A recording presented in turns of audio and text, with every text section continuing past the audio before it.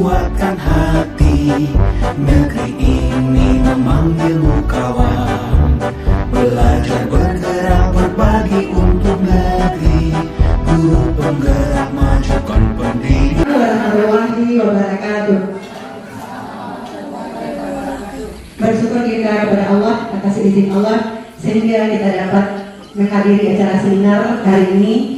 Selanjutnya salawat beriring salam selalu tercurah buat baginda Rasulullah, yakni Nabi Muhammad sallallahu alaihi wasallam. Allahumma shalli ala Muhammad wa ala ali sayyidina Muhammad.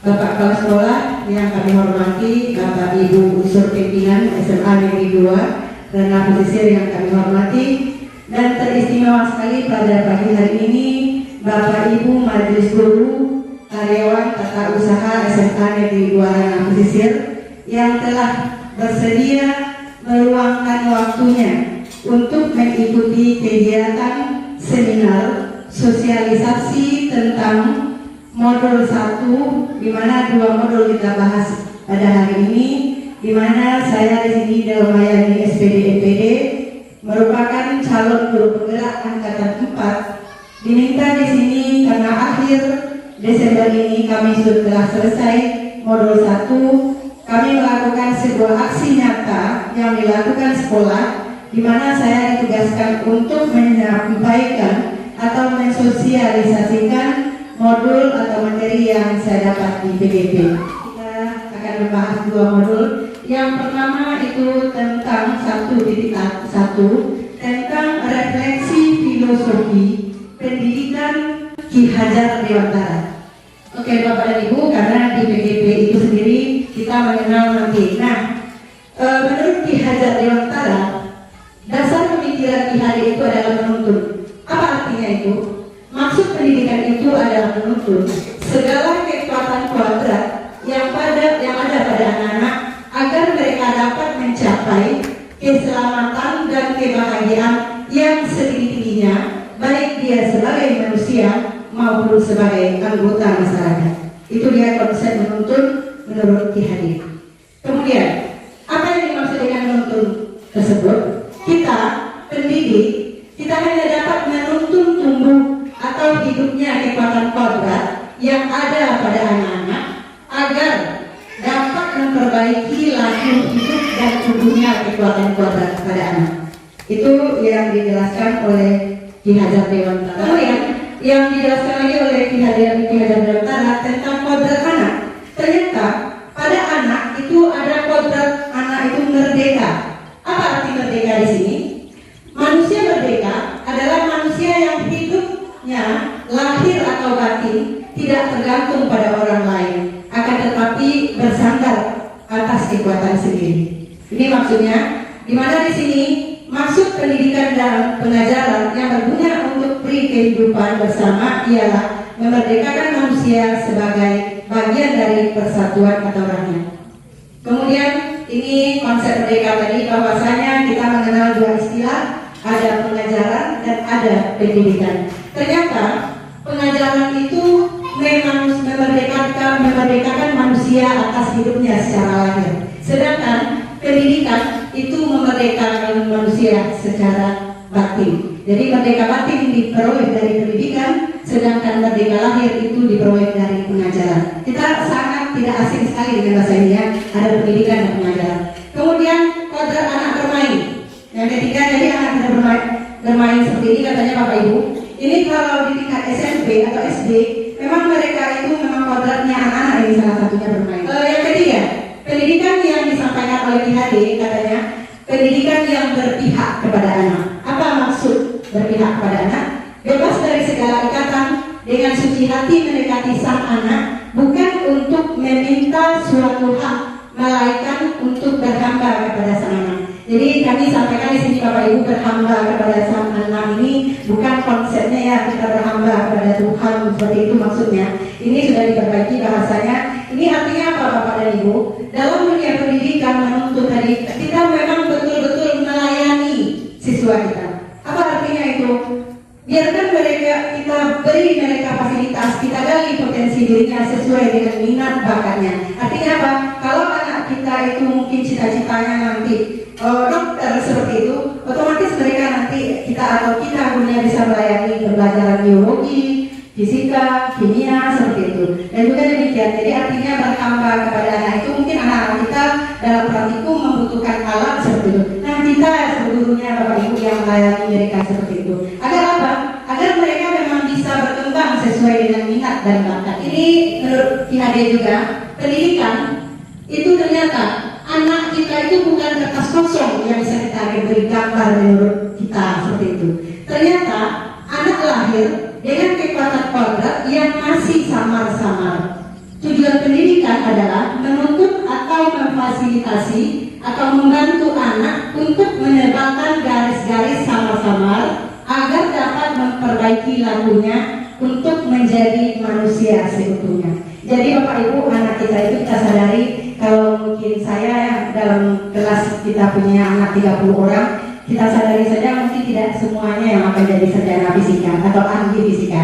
Kalau tuh memang dia suka dengan poli, ada yang suka musik, ada yang suka mungkin pidato seperti itu. Nah itu yang harus kita maksimalkan Bapak Ibu, karena memang anak itu kodratnya sudah terlahir dengan bakat dan minatnya yang ada masing-masing. Nah kemudian pendidikan ini akan menumbuhkan budi pekerti seperti yang disampaikan Pak Epsek tadi, bahwasanya ada watak di sini, karakter.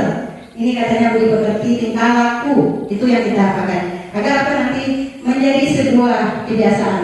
Katanya di sini budi pekerti, watak atau karakter adalah bersatunya perpaduan harmonis antara gerak pikiran, perasaan dan kehendak atau kemauan sehingga menimbulkan tenaga atau semangat.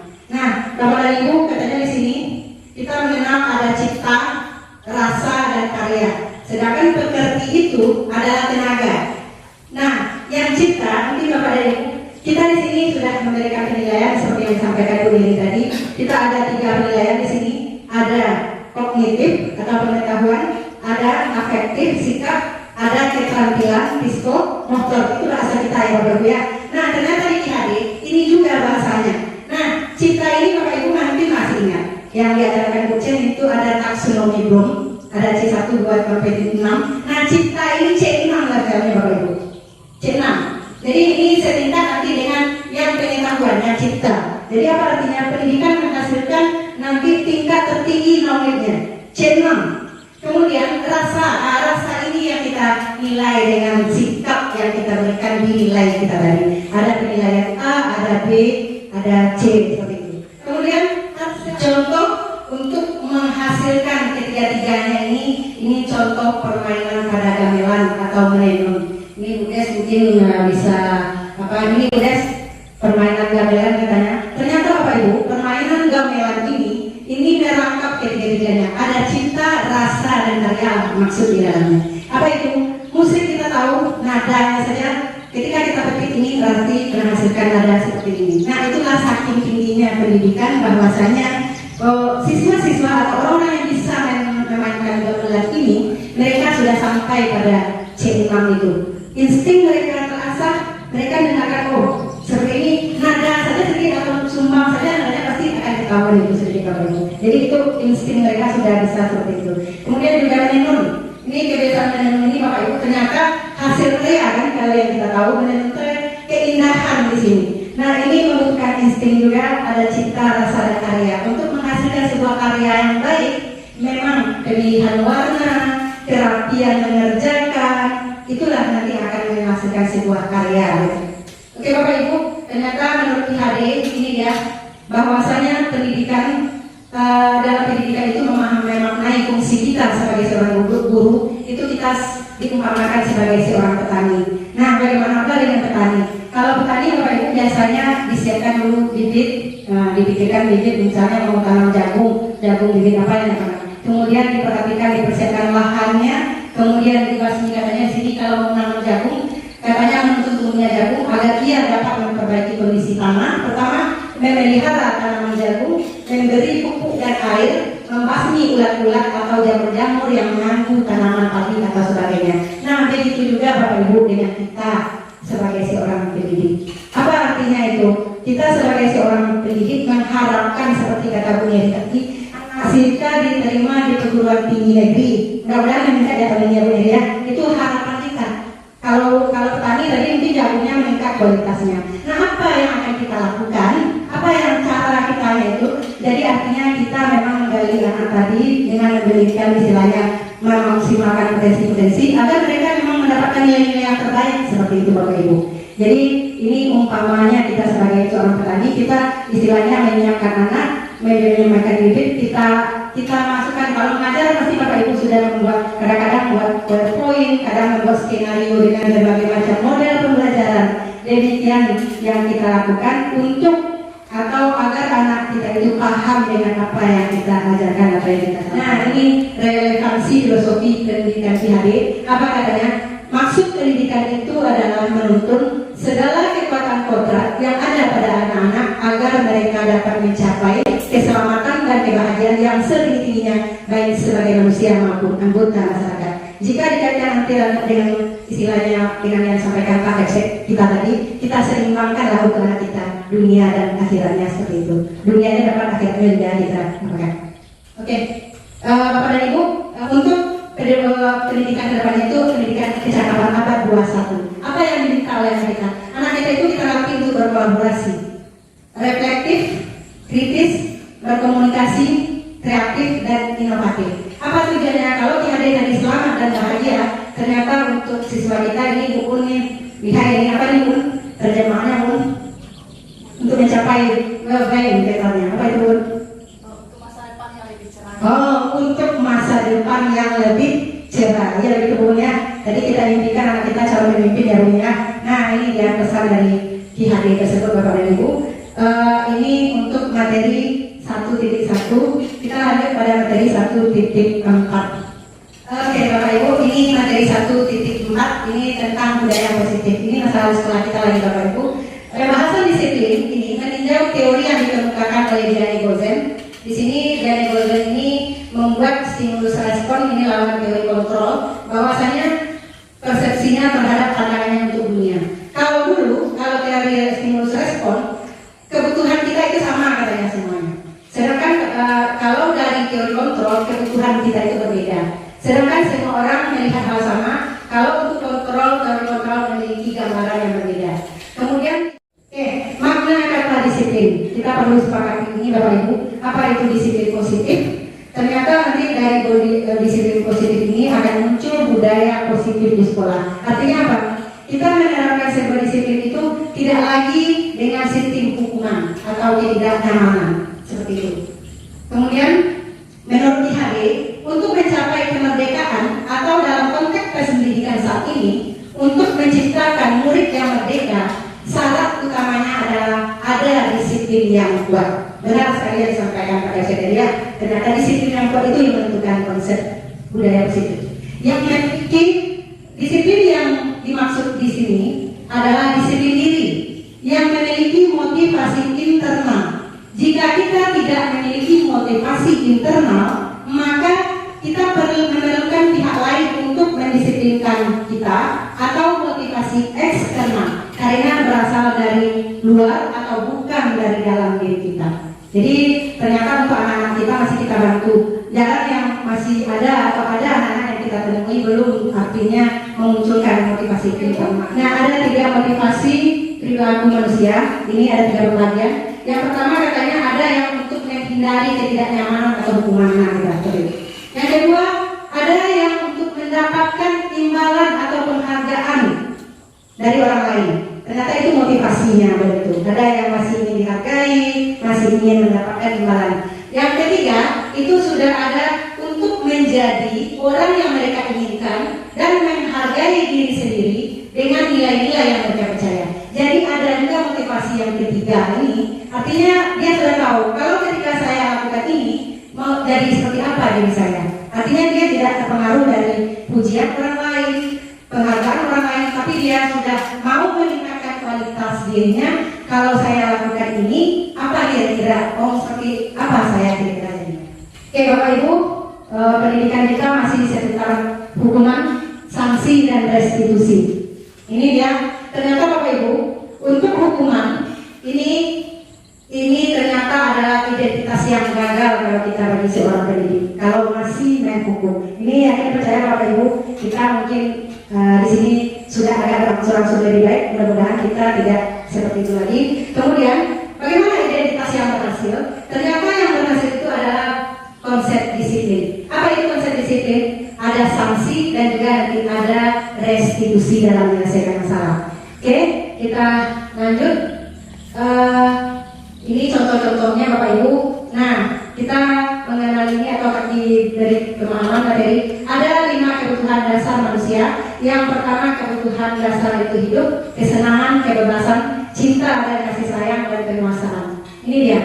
Ternyata untuk kebutuhan bertahan hidup itu kebutuhan untuk kesehatan, rumah dan makanan, dan kasih sayang itu adalah anak-anak yang biasanya tinggi keinginannya untuk disukai dan diterima oleh temannya di lingkungan. Jadi anak-anak kita itu ada yang untuk bertahan hidup, ada yang butuh cinta dan kasih sayang, ada yang penguasaan manusia.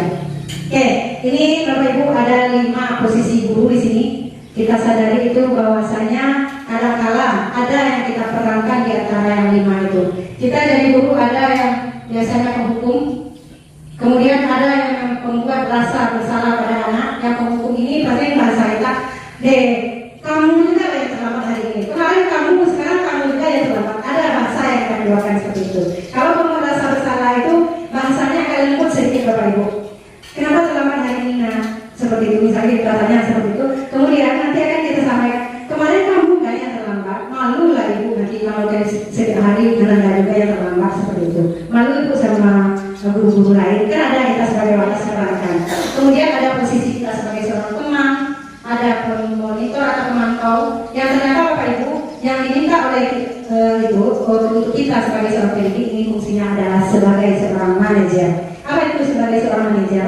Kita istilahnya membentuk siswa kita itu kalau memang dia bersalah, nanti kita usahakan mereka bisa menyelesaikan masalah sendiri dan juga bisa mengajaknya untuk jadi bertanggung jawab. Kemudian ada cara penyelesaian masalah di sini dengan segitiga restitusi. Yang pertama, menstabilkan identitas. Tujuannya adalah mengubah identitas anak dari orang gagal karena melakukan kesalahan yang dan ini menjadi orang yang sukses. Ini contoh bahasanya Bapak Ibu. Kalau kita menangani kan kita ketemu dengan anak bermasalah itu. Kita katakan bahasanya boleh diantaranya tidak ada manusia yang sempurna. Artinya kita menggiring mereka untuk mengakui kesalahannya. Kemudian yang kedua, validasi tindakan yang salah. Tujuannya untuk memenuhi kebutuhan dasar. Ini dua bahasa-bahasanya ada di sini Bapak Ibu. Tapi kamu pasti punya alasan mengapa melakukan hal itu. Jadi ini bahasanya. Yang ketiga, Bapak Ibu, yang ketiga menanyakan keyakinan kelas. Nah, ketika keyakinan kelas ini makanya tadi seperti kami sampaikan, ketika kita sudah punya keyakinan kelas atau keyakinan sekolah, kita bisa kembalikan kepada mereka. Nah, kalau kamu melakukan atau tiap hari terlambat seperti ini, kira-kira cocok nggak ini dengan keyakinan kelas kita? Tapi mereka akan jawab, tidak Bu, karena saya telah melanggar itu. Karena kemarin kami sudah cobakan. Jadi tanggapan oleh siswa katanya mereka menginginkan penyelesaiannya seperti itu, gitu. Jadi merasa mereka bisa mengungkapkan perasaannya, menyadari kesalahan atau kekeliruannya, dan juga bertanggung jawab untuk berubah dan merubahnya ke arah yang lebih baik. Bapak dan Ibu sekalian, itu materi yang kami dapatkan dalam kegiatan PJP. Kami yakin dan percaya Bapak Ibu semua sudah ada yang istilahnya dapat ilmu ini atau telah walaupun tidak pendidikan guru penggerak, tapi ada atau sudah melakukan hal-hal ini. Jadi yakinlah Bapak Ibu untuk membudayakan nilai positif di sekolah kita. Kita memang diminta dulu menggali hal-hal positif yang ada di sekolah kita. Itu yang kami sampaikan. Kalau ada Bapak Ibu yang bertanya, kami persilakan. Terima kasih juga. Yang pertama terkait dengan konsep dasar tentang pendidik dan ilmu pendidikan. Yang kedua, ini terkait dengan konsep pembelajaran di dalam kelas. Sejauh ini saya belum bisa menyimpulkan tentang program yang digerakkan, yang dicanangkan oleh pemerintah terkait dengan istilah guru penggerak, sekolah penggerak. Konsep yang mana yang menurut Bunda yang ini bisa disimpulkan bahwa ini bagian dari program guru penggerak sekolah penggerak dari yang ada. Yang kedua, ada tadi di situ tentang konsep kebutuhan, teori kebutuhan. Kalau dalam psikologi kepribadian, di situ ada konsep dari Abraham Maslow, yang di situ ada piramida. Konsep kebutuhan menurut Abraham Maslow itu 5 dan disempurnakan oleh Profesor Prayono itu menjadi 6. Salah satu terakhir adalah konsep aktualisasi diri. Ada di situ konsep dasar, konsep kebutuhan dasar, ada kebutuhan makan, ada kebutuhan untuk bahagia, termasuk pagi-pagi juga kebutuhan kebersihan. Yang Beliau sampaikan itu tadi, apakah itu sesuai dengan Maslow atau mungkin ada konsep lain yang bisa dimasukkan kepada teori yang disampaikan tadi? Ya, terima kasih. Terima kasih banyak Pak Budi dengan 2 pertanyaannya. Dimana tadi Pak Budi yang pertama tadi Pak Budi menanyakan tentang sebetulnya apa tujuan dari pendidikan guru penggerak atau sekolah penggerak ya, gitu ya Pak Budi ya. Yang kami dapati ya Bapak Ibu, kebetulan kami baru juga sama yang Bapak Ibu sama-sama belajar baru 3 bulan di PGP. Ini sebetulnya kalau kita lihat inti dari kementerian itu dalam menjalankan program guru penggerak, dia tujuannya ada 3. Artinya apa? Seorang penggerak itu dia harus dulu tergerak. Tergerak apa artinya? Punya keinginan, kemudian bergerak, artinya memang melakukan. Kemudian yang ketiga itu bisa menggerakkan orang lain. Artinya apa? Kemungkinan ke depan Pak Budi seperti yang disampaikan, mungkin kalau untuk karena kita mungkin sekolah sudah standar ditetapkan kurikulumnya. Sedangkan kalau di sekolah program penggerak itu nanti memang kurikulumnya itu memang dicocokkan dengan sekolah penggeraknya. Artinya apa? Kita tidak terikat lagi, karena contoh atau sampel yang diambil di sekolah penggerak ini ada sekolah Sanggar Alam di Yogyakarta seperti itu. Mereka itu pertama itu tidak menentukan jurusan dulu. Caranya mereka itu mengambil siswa itu memang berdasarkan minat bakat anak dulu. Jadi artinya anak itu masuk ke sekolah itu apa yang paling disukai. Misalnya waktu itu Sanggar Alam itu mengajarkan kepada kami atau menceritakan ada seorang anak yang hobi bergitar. Jadi anak ini memang hobinya hanya bergitar, suka musik. Nah artinya apa? Ketika seperti itu nanti diarahkanlah. Ternyata anak dengan hobi bergitar ini baru disampaikan kepada anak tadi. Nah kalau ketika suka seperti ini, apa materi yang berhubungan dengan hobi gitar? Yang pertama itu kalau kami cek untuk bergitar itu yang pertama itu fisika atau seni budaya itu sudah otomatis sebenarnya itu sudah yang pertama. Yang kedua dari segi fisika, ilmu fisika mereka akan belajar. Kenapa? Karena tersebut, kenapa bunyi berbesi gitar itu berbeda? Itu memang sudah ada istilahnya diameter dari senar gitar yang dihasilkan. Nah berarti mereka juga harus memahami ilmu matematika di sana, seperti itu. Jadi kemudian seperti itu. Jadi artinya apa? Kita mengajak anak itu memang dari minat bakat yang mereka suka, sehingga mereka nanti baru tahu ternyata ketika saya suka ini, ternyata materi yang saya harus pelajari ini gitu. Atau ketika itu mereka ada juga mencontohkan seorang anak yang ditanya apa cita-cita atau passionnya untuk ke depan.